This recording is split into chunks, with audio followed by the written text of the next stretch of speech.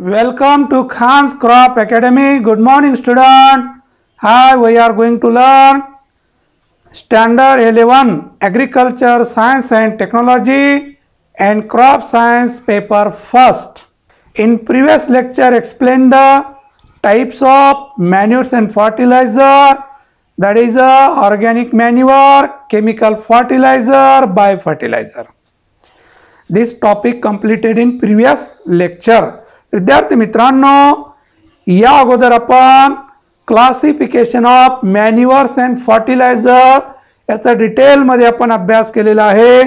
त्याची 3 type, organic manure डिटेलमध्ये बघितलं पूर्ण, केमिकल फर्टिलायझर याचाही अभ्यास केला आपण, बायो फर्टिलायझर याचा सुद्धा अभ्यास केला आपण. आता आज आपण नवीन टॉपिक बघणार आहोत या प्लांट न्यूट्रिशन मध्ये आणि तुमचं जे क्रॉप सायन्स आहे त्यांचं चॅप्टर 7 फर्टिलायझर मध्ये ॲप्लिकेशन ऑफ फर्टिलायझर और मेथड्स ऑफ फर्टिलायझर ॲप्लिकेशन. तर आपण कोणकोणते खते याचा आपण अभ्यास केलेला आहे. आता या खत कसं वापरायचं आहे, त्याच्या मेथड्स कोणते, त्याची पद्धती कोणते, खत देण्याच्या पद्धती कोणते याचा आपल्याला अभ्यास करायचा आहे या लेक्चरमध्ये. Fertilizers are costlier input in agriculture. तर शेतामध्ये लागणारं जे इनपुट आहे त्यामध्ये महत्त्वाचं खत पण आहे. बियाणं, खत हे महागडे आयटम आहेत शेतीमध्ये लागणारे. त्यामध्ये खत जे आहे, रासायनिक खत असू द्या, शेणखत असू द्या, बायो फर्टिलायझर असू द्या, हे कॉस्टलियर प्रॉडक्ट आहेत. मग याचा आपण व्यवस्थित जर वापर केलं तर पिकाला उपयोग होणार आहे, नाहीतर आपला पैसा उगाच जाणार आहे. त्यासाठी व्यवस्थित खत देण्याच्या ज्या पद्धती आहेत त्याचं जर आपण अवलंब केलं तर त्या पिकाला त्याचा फायदा होणार आहे. They need to be applied at a proper time. They need to be applied at a proper time and also by correct method to get maximum benefits from this input. तर आपण हे खते जर वेळेवर दिलं आणि व्यवस्थित पद्धतीनं दिलं तर त्याचा फायदा जास्तीत जास्त होणार पिकाच्या वाढीसाठी. Otherwise the objective of fertiliser application may not be fulfil. मग हे खतं आपण जर देत आहोत पिकांना, जर हे व्यर्थ जर गेलं, त्याचा उद्देश काय, ते उद्देश साध्य होणार नाही. जर आपण व्यवस्थित याचा वापर केलं तर त्याचा उद्देश साध्य होणार. Fertilizers are generally applied in the following 2 form. आता हे जे खते आपण देतो याचे प्रामुख्याने 2 पद्धत त्याचं काय करतो आपण वर्गीकरण करतो. एक solid and liquid. Solid and लिक्विडमध्ये करतो आपण. तर पहिले बघूया आपण application of fertiliser in solid form. तर खते जे आहेत ते आपण 2 पद्धतीनं 2 फॉर्ममध्ये त्याचा वापर केला जातं. एक तर सॉलिड फॉर्ममध्ये आणि दुसरं लिक्विड फॉर्ममध्ये. तर सॉलिड म्हणजेच आपण जे युरिया, 18-18-10, DAP हे जे खते टाकतो आपण हे सॉलिड फॉर्ममध्ये जमिनीमध्ये टाकतो. तर जास्त प्रमाणामध्ये आपण सॉलिडचा वापर करतो, फार कमी प्रमाणामध्ये लिक्विडचा वापर करतो. तर अगोदर आपण बघूया application of fertiliser in solid फॉर्ममध्ये.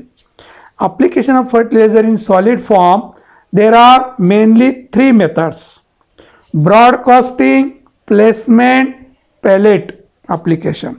तर हे सॉलिड फॉर्ममध्ये असणारे जे खते आहेत हे खते आपण 3 पद्धतीनं देतो.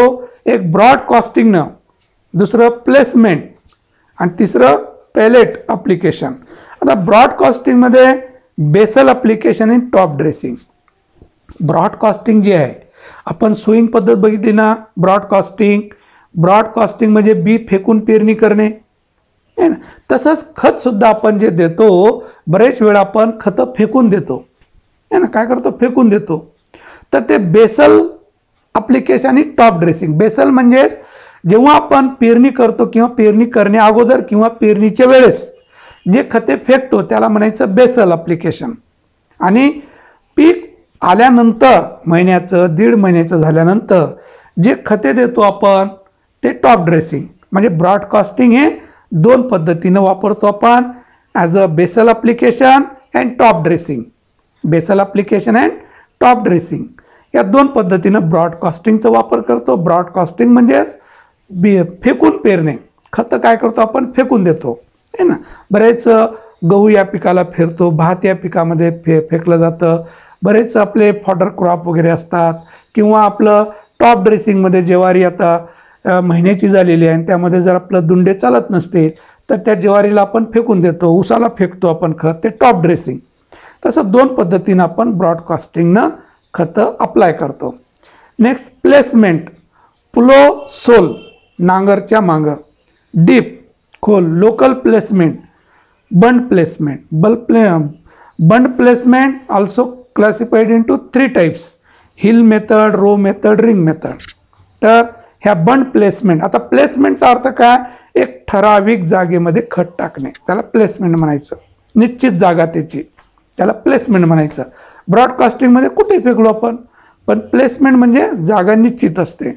तर प्लोईन सोल, नांगराच्या फटीमध्ये, नांगर जेव्हा आपण चालतो त्याच्या मागं टाकणे, त्याच्याबरोबर टाकणे. डीपमध्ये थोडं खोल टाकणे. लोकल प्लेसमेंट म्हणजे लाईनमध्ये किंवा दोन्ही लाईनमध्ये, ते लोकल प्लेसमेंट. आणि बंड प्लेसमेंट हिल है ना, हिल म्हणजे टेकडी होते तसं घ्यायचं नाही. हिल म्हटलं की एक स्पॉट, होल, एक ठिकाण. रो लाईनमध्ये, रिंग गोल. सोपं आहे. Next method pellet method or pellet application. In case of paddy crop, apply the fertilizer, that is the urea or ammonium sulfate, then quickly dissolve in water. So it can be do not available the nutrient in long time. So this problem can be solved by the help of pellet application. तर भात शेती प्रामुख्याने जे असते ते पाण्यामध्ये असते. तर या पाण्यामध्ये युरिया किंवा अमोनियम सल्फेट दिल्यानंतर लगेच तेव्हाच्या तेव्हा त्या पाण्यामध्ये डिझॉल्व होतं आणि तेव्हाच ते पिकांना मिळू शकतं. नंतरच्या काळामध्ये ते मिळत नाही. तर त्यासाठी कंटिन्यू त्याला मिळत राहो पिकांना, यासाठी पॅलेट तयार केले असतात.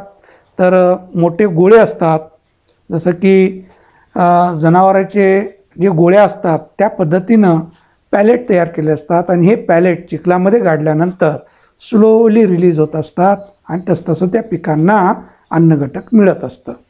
तर हे आहेत मेथड्स ऑफ फर्टिलायझर ॲप्लिकेशन.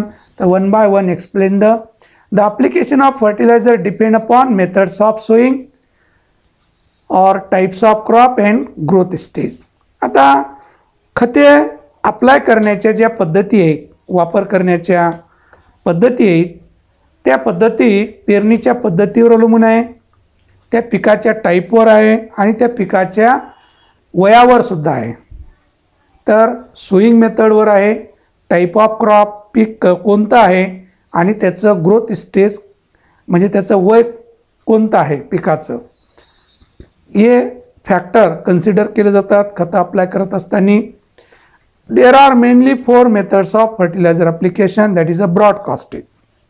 पहिलं बघूया आपण broadcasting. The fertilizer apply in the soil by throwing scattered. तर ब्रॉडकास्टिंग म्हणजे खतं असं फेकून पेरणे, फेकून देणे शेतामध्ये. Generally organic manures are apply in larger quantity. सहसा ब्रॉडकास्टिंग म्हणजे जास्त जेवढे काही ऑर्गॅनिक मॅन्युअर आपण वापरतो हे ब्रॉडकास्टिंगच फेकले जातात. पूर्ण शेणखत आहे, कंपोस्ट आहे, वर्मी कंपोस्ट आहे, सगळं खत काय केलं जातं, शेतामध्ये पसरलं जातं. असं काही पेरलं जात नाही शक्यतो organic manure. It is easy method, ही फार सोपी आहे. इट इज चीप मेथड, स्वस्तात आहे. इट इज क्विक मेथड, हे लवकर होणारी आहे. It require more fertilizer. आता या मेथडमध्ये खतं जास्त लागणार. पूर्ण शेतामध्ये फेकायचं म्हणजे क्वांटिटी जास्त लागते. क्वांटिटी काय लागतं, जास्त लागतं. तर हे ब्रॉडकास्टिंगचं डिसॲडव्हान्टेज आहे, लिमिटेशन आहे. तर आपण जे खते असं फेकून देतो तर ते broadcasting. It losses of nutrient. तर या ब्रॉडकास्टिंगमुळं न्यूट्रियंट लॉसेस होतात, कारण की व्यवस्थित पिकाला मिळत नाही.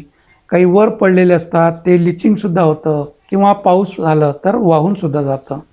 It is less efficiency method of fertilizer. त्याचं जे कार्यक्षमता आहे हे परिपूर्ण नाही आहे, तर व्यवस्थित पिकांना मिळत नाही, तर हे लेस इफिशियन्सी मेथड आहे फर्टिलायझर ॲप्लिकेशनची. It is followed in potato, sugarcane. तर हे जे पिकं आहेत यांच्यासाठी हे ब्रॉडकास्टिंग सहसा वापरतात. Then depending upon type of fertiliser application there are 2 types of broadcasting. आता हे ब्रॉडकास्टिंगचे 2 टाईप आपण बघत आहोत. Broadcasting at planting or sowing means basal dose.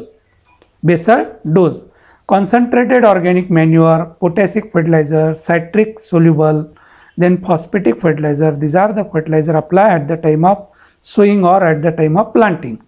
आपण ब्रॉडकास्टिंगचे 2 पद्धत केले ते की एक पेरते वेळेस ज्याला आपण बेसल डोज म्हटलं आणि दुसरं टॉप ड्रेसिंग.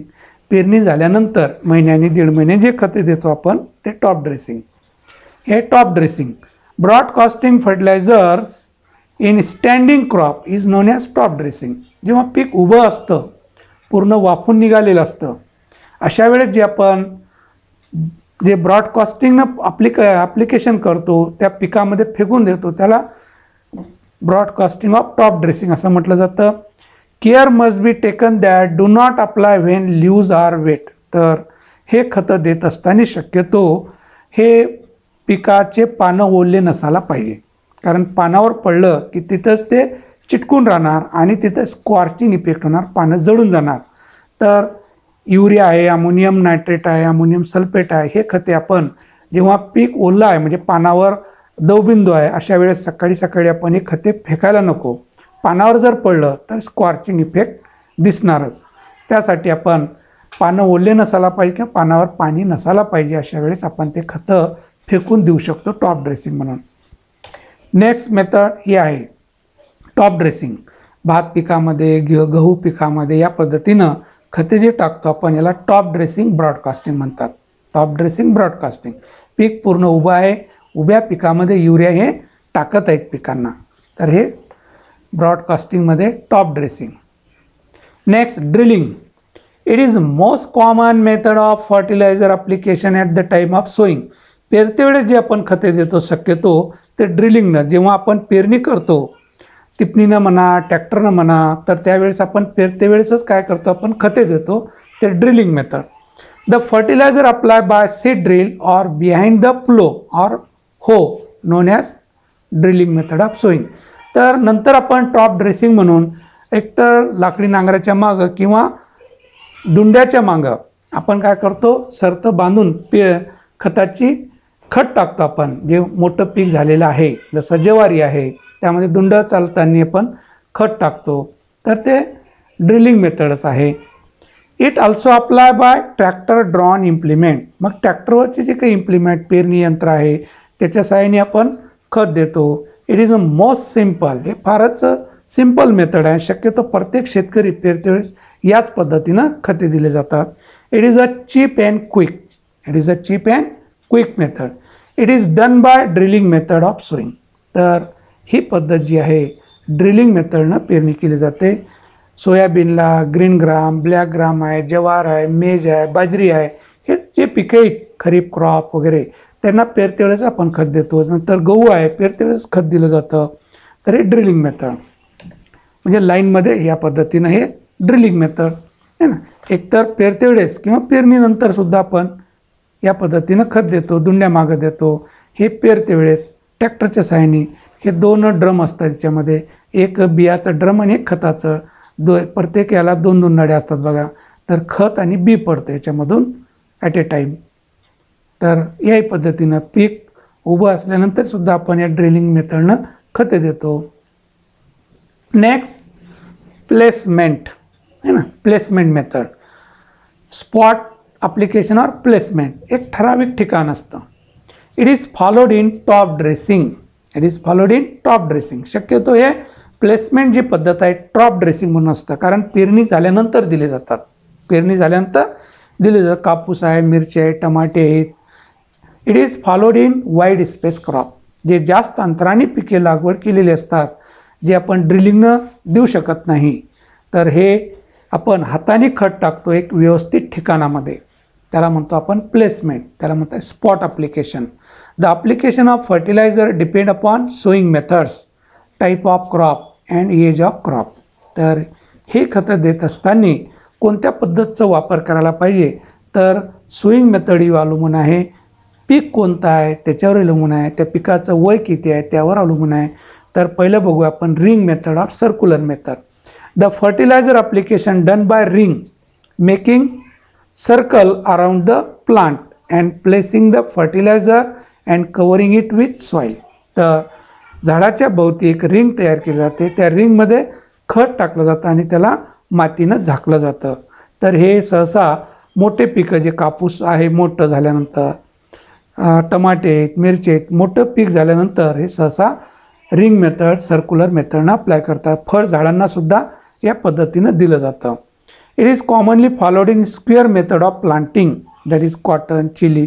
तर जेव्हा ब्रॉड स्पेसिंग क्रॉप असतात, जेव्हा आपण स्क्वेअर मेथड म्हणा फळ झाडं वगैरे त्यांना आपण रिंगनं टाकतो, कारण याच्यामध्ये रिंगमध्ये काय होतं, एकतर वेळ लागणार, परंतु सर्वच बाजूंनी जेवढे मुळं आहेत त्या मुळांना समान प्रमाणामध्ये खतं मिळणार, त्याचा इफेक्ट जास्त होतं, झाडाला इफेक्ट जास्त होतं, झाडांची चांगली वाढ होते. एक मजुराचा खर्च वाढतं, वेळ लागते, पण त्याचं जे इफिशियन्सी आहे खताची ते इफिशियन्सी वाढते. तर या पद्धतीने स्पॉट पद्धत एका ठिकाणावर टाकलं जातं,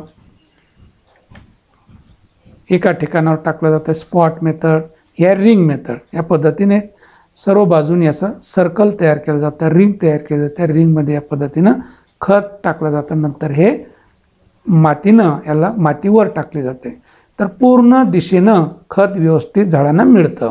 याला circular method. Then bund method. In this method fertilizer is placed in bunds or hills near the plant at 3.5 centimetre away. तर बंड म्हणजेच एका साईडनी आपण काय करतो, जसं बॉन्ड असतं की नाही केमिस्ट्रीमध्ये, तसं लाईन तयार केली जाते झाडाच्या बाजूने, एका साईडनी किंवा दोन्ही साईडनी. तर सिंगल बॉन्ड, डबल बॉन्ड, तर एक लाईन ओढली जाते, तेवढीच पूर्ण नाही तर झाडाचं तेवढ्या बाजूने थोडी लाईन ओढली जाते, त्यामध्ये खत दिलं जातं. तर त्या झाडाच्या 3.5 सेंटीमीटर आवेमध्ये ते तयार केलं जातं. After application of fertilizer covering with soil, ते खत टाकल्यानंतर त्याला मातीनं झाकलं जातं. It is followed in drilling crop, जे ड्रिलिंगनं पेरलेलं आहे, थोडं अंतराने आहे, तर त्या बंड पद्धतीनं टाकलं जातं. Row placement. The fertilizer are place on one or both side of the row by hand, that is potato, sugarcane. तर बटाटे किंवा ऊस याच्या दोन्ही साईडने आपण जे खतं देतो त्याला row placement, one side or both side. तर एकतर दुंड्यानी हो असतं किंवा लाकडी नांगर असतं, त्याच्या मागं हे खतं पेरले जातात. तर हे वन साईडमध्ये आपण खत देतो. Next pellet method. In flooded paddy field more losses of nutrient by leaching. आता जे जसं भात पिकामध्ये पाणी साचलेलं असतं आणि तेव्हा आपण खतं दिलं तर तेव्हा ते डिझॉल्व होतं आणि लिचिंग आउट होतं. This problem is overcome by apply pellet. मग हे जे प्रॉब्लेम आहे लिचिंगचं, लवकर डिझॉल्व होतं आणि लवकर त्याचं संपून जातं आणि पुढच्या पिरियडमध्ये त्या पिकाला उपलब्ध होत नाही अन्न घटक. तर त्यासाठी त्या भागामध्ये खते कसे तयार केलेले, पॅलेट तयार केले, त्याचे मुटके असं गोळे तयार केलेले आहेत. Then this pellet nitrogen is release slowly during the crop growth. मग ते जे पॅलेट आहे त्याचं जे गोळा आहे चिखलामध्ये आपण व्यवस्थित जागेमध्ये अंतराने त्या चिखलामध्ये गाडलं जातं, ते ठेवलं जातं आणि ते ठेवल्यानंतर स्लोली त्यामधून काय होतं, न्यूट्रिएंट रिलीज होतं, तसं पिकांना मिळत राहतं आणि पिकाची वाढ होत राहते. The fertilizer mixed with the soil in the ratio of 1:10 and small pellet of convenient size are made to deposit. आता जे पॅलेट तयार केले जातात त्यामध्ये फर्टिलायझर आणि सॉईल जे मिक्स असतं 1:10 प्रमाणामध्ये आणि त्याचं गोळं तयार केलं जातं आणि ते जमिनीमध्ये ते डिपॉझिटेड केलं जातं आणि ते स्लोली रिलीज होत जातात, तसं ते पिकांना न्यूट्रिएंट मिळत राहतात. तर आपण खते जे अप्लाय केलेले पॅलेट या पद्धतीनं या चिखलामध्ये हे गोळे तयार केले जातात आणि या चिखलामध्ये गाडले जातात, ते व्यवस्थित स्लोली रिलीज होतं. तर हे भात पिकामध्ये अप्लाय केली जाते. तर विद्यार्थी मित्रांनो, व्यवस्थित व्हिडिओ बघत चला, बघताना व्यवस्थित नोट्स लिहित चला.